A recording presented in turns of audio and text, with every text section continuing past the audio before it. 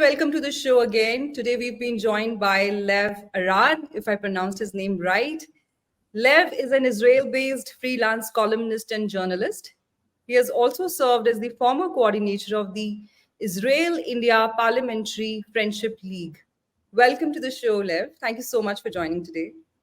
Sonam, I'm happy to be here. So happy to have you on my show, Lev. Lev, to start with, there's always been an element of natural affinity for the people of Israel in India. However, there has also been a reluctance, when it comes to all the Indian governments in India to embrace the ties with Israel openly. One reason is, of course, that India has a huge Muslim population, and there was always this feeling that having a strong relationship with Israel could affect the Muslims in India, it could alienate them. The second concern was India's close ties with the Arab world. In fact, until 1992, India and Israel did not even have full diplomatic ties. And then we continue to have cooperation on, in different sectors. For example, in I2, U2, we focus on economy, we focus on trade synergies. Otherwise, also, we are collaborating on agriculture, we are collaborating on defense ties. And the current Prime Minister of India, Mr. Narendra Modi, he became the first Prime Minister, sitting Prime Minister of India to visit Israel in 2017, and he did not even visit Palestine in the same visit. That means he broke away from the usual convention or the tradition. How do you see the ties between India and Israel today, the enhanced cooperation between the two countries under the current leadership? Okay, so again, I'm very happy to be here. I think at the early history, Israel wanted very much the friendship of India. Our first prime minister, he adored Sri Aurobindo and many other Indian spiritual leaders. He had a photo of Mahatma Gandhi in his room. And many of the leadership of the Zionist movement wanted even the 30s and the 40s to have a better cooperation with India. India was reluctant to behave to Israel as a friend, and you gave some reasons. I could add to the reasons that you gave the fact that British Palestine, it went through a partition, and India could not support partition of British Palestine because it was against the partition of British India. So it was also an internal Indian story, and even bearing the Muslim factor. Nehru promised our diplomats that India will recognize Israel, and there would be an embassy, Indian embassy in Tel Aviv, and also vice versa, Israeli embassy in New Delhi. It was never manifested and realized. It was Narasimha Rao who did it in 1992. And even after 1992, Israel was very much in the closet. We had a good relationship, a defense good relationship, also in other fields, but still each and every time that the Israeli-Palestinian issue went to the UN, India was pro-Palestinian and anti-Israeli.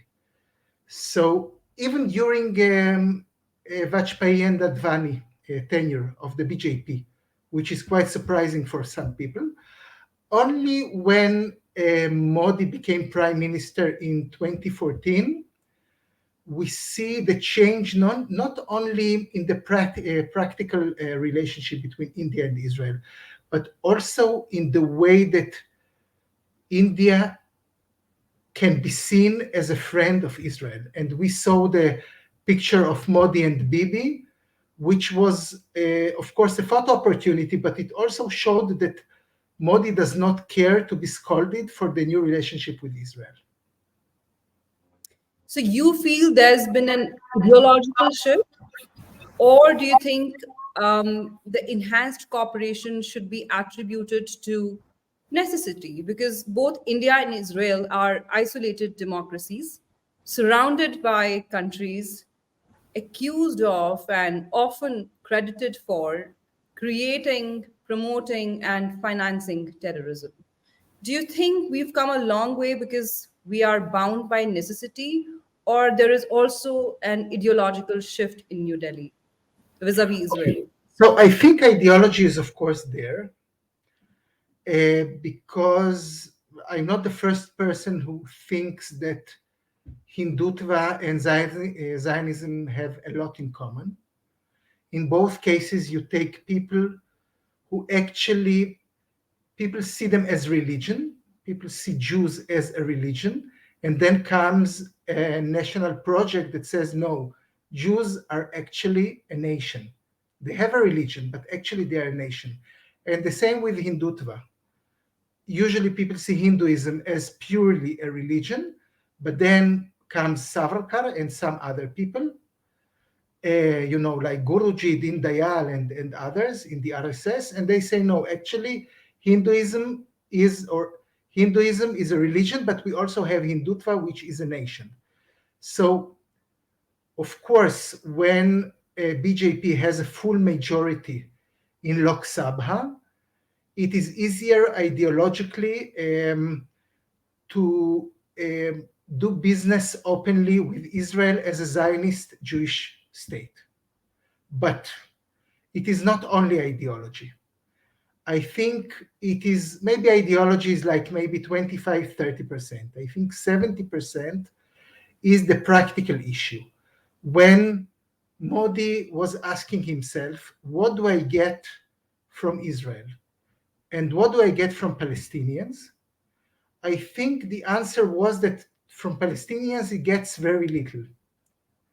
And even if the Indian foreign policy cares a lot about Saudi Arabia and Gulf countries, quite a few years after Modi took power, Israel was in peace with Bahrain and the Emirates. And some people say that very soon we will have a peace also with Saudi Arabia. So even the factor of the rich oil countries and Gulf countries was not anti-Israeli factor anymore within India. And I think it was maybe a bit surprising for some people that Modi, who is not, he is not coming from, let's say, a big wig circles. Okay, he did not finish English medium university and so on. Okay, the fact that Modi understood it much before English speaking experts or on foreign policy, it only shows that Modi had this intuition that he can change the policy and change the policy towards Israel and not to pay any price in the Middle East or West Asia at all. Even we can say the vice versa. After Modi openly showed how friendly, how the friendship between Israel and India is strong, we saw the Emirates and India and America and Israel like in one group, which we never saw before. The I to U2. Sure. Lev, as you're aware, in 2008, Mumbai attacks happened in India, which were perpetrated by Pakistani terrorists belonging to terror outfit Lashkar-e-Taiba. The plan was also, it is often said that it was hijacked by the Al Qaeda, in the final stages of the plan. And that's when it was decided that Israelis will also be targeted. The Chabad house came under attack and a number of Israelis were killed. When this attack happened, there was a lot of backlash in Israel against India. A lot was written in newspapers in Israel, for example, in Jerusalem Post. It was written that Israel offered high tech security assistance to India, but India refused to take that. And there was also some criticism on how a terror attack should be handled. the Israeli way of doing it is a little different from the Indian way of doing it. There is a difference in approach, between the two countries when it comes to handling terrorism. In a way, Israel was like a mistress, okay? Somebody that you have relationship with, but you can never go with her to your parents. Okay, this was Israel for India for many years. Israel helped India during Kargil. Israel helped India during the Chinese-Indian War of 1962. But Israel was never getting, at least until Vajpayee and Advani, was never getting even a small thank you from India. At least, I'm not saying this is like the truth. I'm saying this is the way the Israelis felt about India. Okay, we are ready to do anything for India at any time, but still, let's say India has chosen the Palestinians as their wife, and they chosen us as their mistress. Okay, and in a way, when you are a mistress for too many years, you may feel a bit frustrated. Okay, you may feel that something is morally wrong. In and we could say that 2008, although it was the UPA government, okay, um, it had an impact because I think in a way we could not cover anymore the deep friendship of Israel and India that the Indians preferred not to show outside. So it had the impact, but the biggest impact was, of course, Modi replacing Manmohan Singh. Although we should remember that Manmohan Singh was the finance minister in '92 when our let's say open friendship started in '92. A couple of years ago, there was a bomb blast outside the Israeli embassy in New Delhi, and some arrests were made, from a distant village in Ladakh. There was actually a village in Leh, which was under Pakistani occupation, until like 30, 40 years ago. And I think until 1971, it was under Pakistani occupation, and it is a Muslim dominated village. Some young students were arrested from there, and it was said in the media that they had Iranian links. And recently, two other Islamist terrorists have been arrested by anti-terrorism squad in Maharashtra in Pune city. And some documents were recovered from them, and some pictures of Chabad House, which was also targeted in 2008, were also recovered, apart from a lot of incriminating material, written in Arabic. And of course, they were up to something. Mhm. And I read some Israeli reports where it was written that they could have some link with the Iranian Revolutionary Armed Guards, but there was nothing about this in the Indian media. And in the Israeli publications, I also read that both RAW, which is the Indian intelligence agency, and Mossad were trading information or intelligence on this particular issue. And that's what led to the arrest of these two terrorists, ISIS terrorists. But nothing of this sort was found in Indian media. I tried to find more information on this, on the enhanced cooperation between the two countries on intelligence sharing. I did not find anything about the Iranian link, the probable Iranian link. I'm not saying it's established, uh, and nothing about the cooperation between RNAW and Mossad. The Israeli media is going ballistic about it, but the Indian media is still kind of downplaying the cooperation if it does exist. Why do you think that attitude towards Israel still persists in the Indian media? So I think on the micro picture, it will be very hard to delve into details and get the true pictures because some secrets will be kept forever. And even as journalists, we should live in peace with this. Okay, that some secrets are there, but if we take the big picture, the macro picture, not the micro, then I think we could say a few things. One thing is that not many people know, but the Ayatollah Khomeini. Khomeini is a village in Iran, but Khomeini's forefathers, they're from Kashmir. If we try to understand why the Iranians are delving into Kashmiri issues time and again, even when it looks illogical, when it looks unpractical, we cannot forget that when once Ayatollah Khomeini had an interview and he was asked, if you don't go back to Iran, where would you like to live? He said, Kashmir. Okay, so there is a link between Iran and Kashmir, which has nothing to do with Israel. The second thing is that I think for a long time, the Indians did not really believe, Israelis and Americans, that the Iranians are a true danger to Israel, because Iran, the same like as India, is a very old civilization.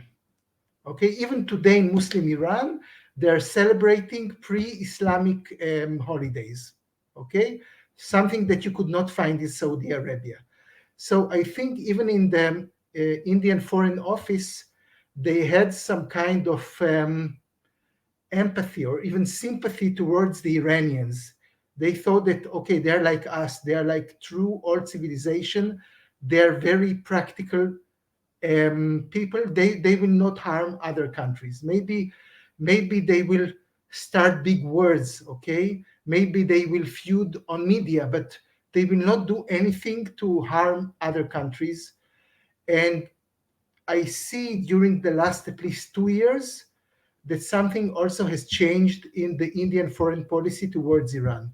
So again, I cannot say if it comes from true understanding of Iranian, let's say, foreign policy in West Asia, or the policy has changed in New Delhi because it was too costly to feud with Donald Trump, who actually hated the Iranian policy. So I cannot answer this. This maybe some Indians will know much better than me. But in a way, when Israelis are speaking about Iran and when Indians are speaking about Iran, they are not in the same page. Even now, they are not in the same page during the Modi tenure. An Indian business tycoon who goes by the name Mr. Adani, he acquired the Israeli port of Haifa recently.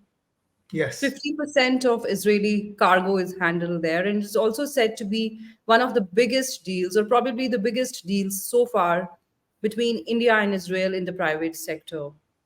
Do you see more such cooperation happening between the private players in the coming years? Yes, and I hope so, because I think that with all the respect to all the defense deals that we have, we need more people to people contacts and economical contacts and cultural contacts, and also journalists who meet each other and so on. We cannot bank only on defense contacts. Okay. So, in a way, the fact that Adani became such a big player in Israel, it is the right direction. The second thing is that uh, China could no longer be a big player in Israel. Okay, let's say that a decade ago, we could still give the Chinese opportunities to purchase strategic assets in Israel. But now, more and more, the Americans are simply allergic to this Israeli policy. And what if we check what as Israeli, who as Israeli, who as Israeli, who as Israelis we could accept as big player in infrastructure. So Adani is very welcome. He comes from India. We saw that We saw the reception that Modi got from Biden. Modi comes from a right-wing party. Biden comes from, let's say, a center-left party. Still, the reception was exceptional in Washington. So, in a way, if we want big players from Asia, these players will come from India, not from China in the near future. Also because that's what we as Israelis, that's what we want. And also, I think this is the American agenda about Israel, and we could not do whatever we want in Israel because America is still a big brother of Israel. What are the prospects of a free trade agreement between India and Israel? Look, I was covering it for the last, let's say, decade and a half. And each time I was writing, oh, it is happening, and then it did not happen. So, at least as far as I'm concerned, until it is not signed, Sonam, I'm not writing about it because I was disappointed so many times in the past. And we still have a big gap. Um, the gap is that Israel wants the intellectual rights to be written in a way that will protect Israel. And the Indians feel that what we suggest, you as Indians, is unfair to the Indian side. Now, with all the respect to friendship, both Israeli business people and the Indian business people, once it comes to business, business is business. So if any of the sides, the Israeli side or the Indian side, do not feel that the agreement is fair, the agreement will not be signed in the near future. But again, maybe the fact that for quite a lot of time, for at least the last year, we don't hear these big words and statements that, oh, it is going to happen in like few weeks.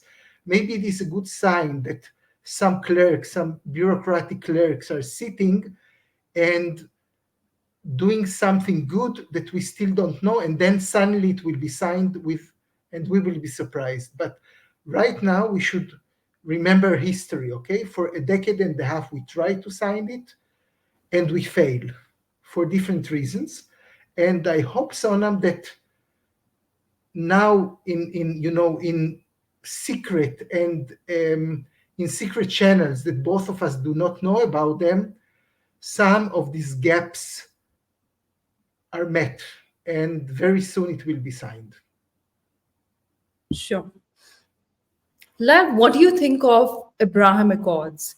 I mean, this agreement was primarily signed between the UAE, Israel, and Bahrain to, find a resolution or a solution to the Arab-Israeli conflict. Do you think such agreements between states can somehow translate into real peace between the people? Because state and people are different. The states have interests to pursue, but then sometimes people on the ground feel differently. Do you think this agreement has also brought people together and there is more conversation happening between Israel and the Arab world ever since it's been signed? Okay, Sonam. So now I'm speaking to an Indian audience.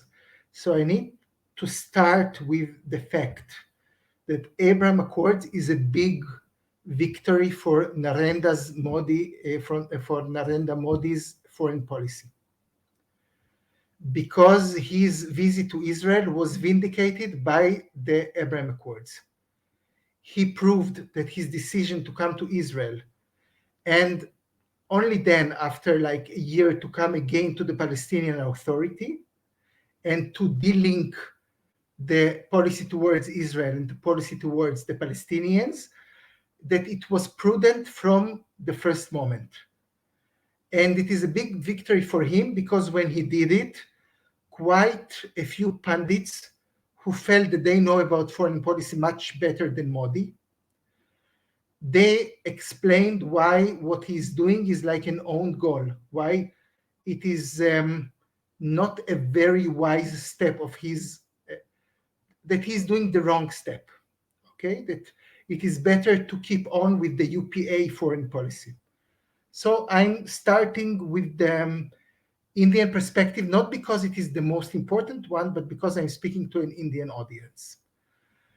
Um, I think Abraham Accords convinced many people that the conflict between Israeli and the Palestinians is, of course, a conflict, but it is not a very important conflict. Because in the past, let's say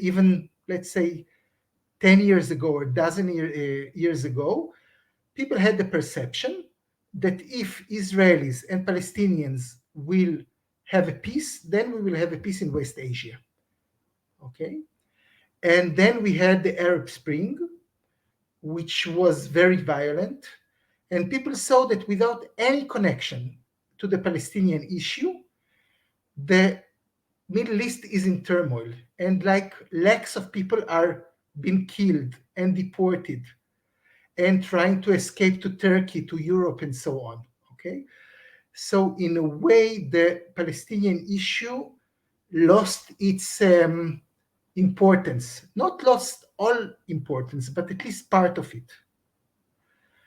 And after the Abraham Accords, what happened is that few rich and important Arab countries said, we will do peace with Israel, even without solving the Palestinian problem. Okay, they delinked the Israeli-Palestinian conflict from their own interest with Israel.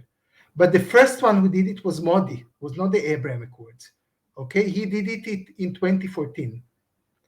And your president came in 2015, even before Modi. Okay, so I think, Sonam, that what we should remember is that these agreements are very, very important because they said Israeli and Palestinian conflict is important, but it is the responsibility of the Palestinian people and the Israeli people to solve it. Europe will not solve it. India will not solve it. The Gulf countries will not solve it, even not Saudi Arabia. If the conflict is painful enough for Israelis and Palestinians, they should solve their own problem. Okay. And again, I think that you, in your question, you spoke about the demerit of these agreements, because the Emirates and Bahrain and Oman and Morocco and Sudan and even Saudi Arabia, none of them are democratic states. Okay? If we have a peace with India, then if Modi wins a second term, then this new policy is vindicated in the ballot box. But we don't have a ballot box in those places. So, of course, it does not have the same stamp and the same authority as the good relationship that we have with India as two strong democracies. We know that many people in the Emirates, they are very happy with the peace accords because it brings good business. But I'm sure that in all these countries, there is also an opposition to peace with Israel. And this opposition cannot manifest itself too loudly because it is not a democracy. Okay. So, Lev, are you trying to say that the Arab world at large, I'm not saying the whole of Arab world, has started to view the Israeli-Palestine conflict as a bilateral issue where they do not want to get involved just based on ethnicity or the common religion? Are you saying that countries like Saudi, Bahrain, and UAE now want the Israelis and Palestinians to sit together and find a solution to the conflict? Yes, Sonam, exactly. They say this is your problem. If we delve into your problem, it is we are not sure that we will win anything from this because the problems between Palestinians and Israelis are so deep.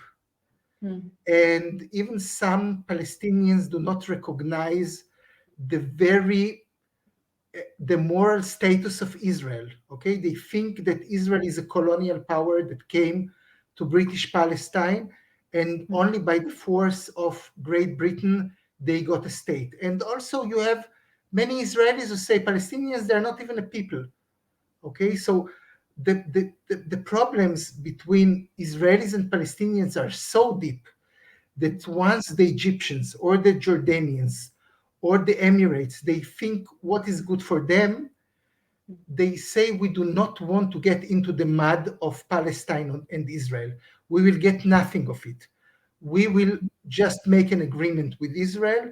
We will try to keep good relationship also with the Palestinian Authority, with Mahmoud Abbas, Abu Mazen, but we will not risk our interests to create a peace between two, let's say, Sure. nations and forces who maybe do not want to have a peace.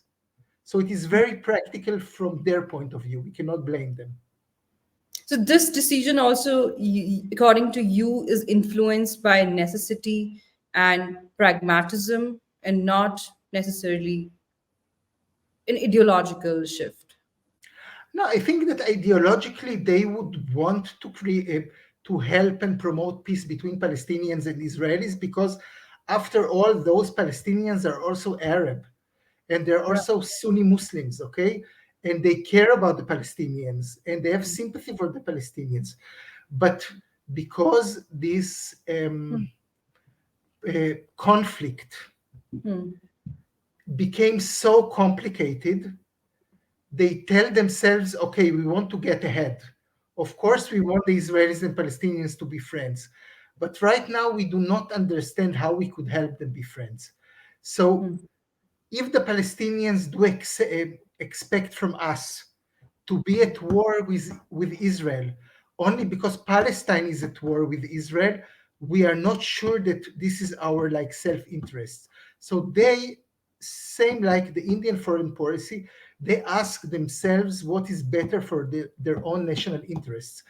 And the first one who did this was Anwar Sadat, the Egyptian president who came to Israel at 1977 and got is like a Nobel laureate. At 1981, he got all the Sinai Peninsula back to Egypt, and for many Palestinians, he betrayed them. But why had he betrayed them? For the Egyptian national interests, because he felt that this conflict is simply too complicated for Egypt to solve. Sure. Okay. Lev, Israel has the largest number of museums in the world per capita. And Sunday is also working day in Israel. Not many in India would know that it is rooted in the Jewish tradition. Do you want to tell about that to our Indian audiences as to why Sunday is a working day, and what are some of the unique things about Israel that many Indians may not know about? Okay, so we have two democracies. One is huge one, the Indian democracy, the largest one, and the Israeli democracy, which is quite a tiny democracy, less than 1 crore people even today. And when we were established, we had maybe 15 lakh people in New Israel in 1948. Now we took different decisions, okay? Nehru took the decision that India is a state that each and every citizen should feel that it is part of his tradition. So if you were a Hindu or a Christian or a Muslim, in a way you felt the same. It was like Holi was the same like a Muslim Eid. Okay, in both cases, the bank, the let's say governmental bank, would be closed. Okay, and same with Christian important days like Christmas. Okay, Israel took a different path. Israel said, we are a Jewish country. It means that our flag is a Jewish one. Our anthem is Jewish one. Also, our calendar is Jewish one. All our holidays are according to the Jewish calendar and not according to the Christian calendar. Sunday is a normal day, while Saturday is a holiday. Christmas or January 1st is a normal day in Israel today. We don't have vacation. All banks are open. All government offices are open, and so on. This is because it was very important for us to be very open with the Jewish nature of the state. Now, what one could assume, Sonam, that these people who decided about this, they were like very religious people. But in a way, it was vice versa. Many of them were purely atheist Jews. Many of them did not believe in God. Many of them were socialist Jews bordering on communist even Jews, okay? So for them, this Jewish pride that Israel, the flag, the anthem, the calendar, everything should be according to the Jewish tradition was more like Jewish, let's say, cultural pride and not a religious pride. That's why, for instance, for Israelis, if you tell them the Savarkar was an atheist, so how come he was like the big prophet of Hindutva? Israelis will tell you it is the same with Israel. The prophets of Zionism as a Jewish nationality, it was not envisaged by religious people. It was envisaged by let's say secular people. Some of them were a bit religious, some of them were very religious, but many of them were purely atheist people. So this is like the, let's say, the spirit of Israel. And in a way, it is different from India, because India, in a way, respects more the holidays of its minority than Israel, if I'm frank with myself. In India, we primarily follow pagan traditions, the Hindu majority of India. On the other hand, the Jewish people, they follow an Abrahamic faith. Yet it is said that there are a lot of similarities between the Indian people and the Jewish people. You've been to India, you've spent some time here. What are some of the common things that you witnessed in India that you would also witness in Israel? That's my last question, and then we wind up. Okay. If you choose, it is your last, but I'm enjoying very much. Um, yes, we can say that the Jews belong to an Abrahamic religion, but it is the first Abrahamic religion. Okay, only after us, Christianity and Jesus came. Jesus was also a Jew, and only a few centuries later, Prophet Muhammad was born and brought Islam to India and also to many other parts. Now, what is unique for us Jews as Abrahamic religion? We have a holy land. This is Israel. So, according to Judaism, in this holy land, some things are acceptable and some things are less acceptable. And again, it depends on which Judaism you go, which Judaism you promote. Okay, if we go according to ultra Orthodox Judaism, we will have one answer. If we go according to Reform Judaism, we will have different answers. But still, there is a uniqueness of the Holy Land. Now, outside this Holy Land, Jews do not judge other religions and cultures. Okay? A Jew will never go to India and tell a Hindu or a Christian or a Buddhist or a Muslim, you should be a Jew. Moreover, in a way, Judaism is allergic to conversion. Okay?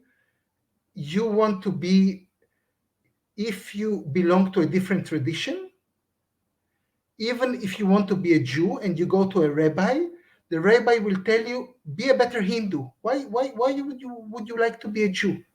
I'm sure that as a Hindu, you could be a better Hindu or a better Muslim or a better Christian or a better Buddhist or Sikh or Jain or anything, okay? Parsi, never mind, okay? Why do you want to move from one civilization to another civilization when you can perfect your own civilization. Okay, so in a way, I feel, or at least what I saw in India, is a very similar approach. Okay, you can perfect your own civilization and path. You do not need to move from one civilization to another.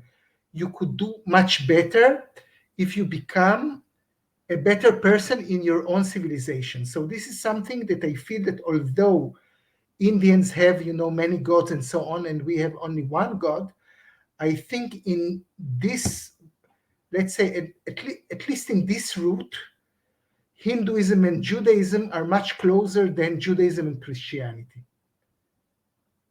Okay, so this is only, so I'm just giving one example, but I could give some more examples also. Yeah, I would like to hear more examples, but before that, I wanted to add this point.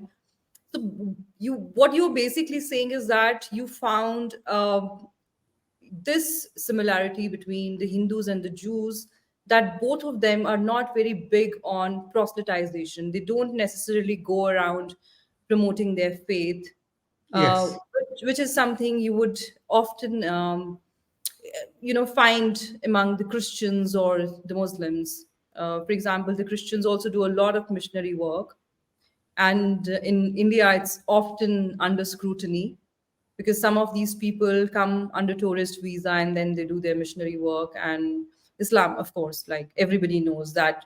And the Muslims are unapologetic about it, right? I mean, they clearly say that they would want this world to, the whole world to become an Islamic state one day. So, what you're saying is that you've not seen this trait among the Hindus also, that they impose their religion on others. so again, I don't want to say two big words about India because you understand about it more than me, but I can say that among Hindus that I met in India, Hmm. their approach, not to missionary work, because missionary work can be without conversion, but Right. okay, but if we are speaking about the conversion from one religion to the other religion, I could see that Hindus and Jews, also secular Jews, okay, and even atheist Jews, Hmm. they the approach is very similar. Again, this is not something that I'm a scholar of. Hmm. I cannot really delve into this too much. Uh, Sure. I'm speaking according to conversations that I had during Even the last two I decades. don't have the religious know-how of things, right? Both of us not religious scholars. I understand that, and I really appreciate you being honest about it. But yeah, I mean, I do agree with you that I have seen this among the Hindus and the Jews, that they treat religion as a very private matter. And Yes, even though the Jewish people are unapologetic about their religious identity, some of the Indians aren't. But you see that similarity, that they are not about, imposing their traditions on others. yes, And and there is another thing that I feel in a way it is similar. mm, Um, okay, so Israel and India are two democracies. Okay, right. but one thing that, again, I don't want to say that it is like totally similar, but some similarities are there. For many Jews, Israel is democratic because democracy is part of the Jewish tradition. So for many Jews, democracy is not only something that we got from the British rule that left British Palestine in 1948. This is something that is the roots are in our own tradition. And also many people in India, especially from Indic traditions, okay, from like Hinduism, Jainism, and so on, they feel that democracy is not something that they got only from the British rule, Mm, but it is something in the Indic tradition mm, much before the British, much before the Mughals, and so on. Okay, it is intrinsic part of the subcontinent. So again, this is something that I saw only in Israel and only in India. I did not see it in Europe. I did not see it in America. This is something very special to these both countries, and something that hardly people speak about. mm. So, We'll wind this up here, Lev. Thank you so much for your time today. You've been extremely gracious with answering all the questions, without any hesitation and without any bias. Let me mention Yes. that. Thank you so much, Lev, for your time today, and we shall talk again very, very soon. I hope you enjoyed the discussion, and let's talk soon. Sonam, thank you so much for inviting me. I enjoyed very much the show, and I hope we meet again. Sure. Thank you. Thank you, Lev. Bye for now. Namaste. Namaste.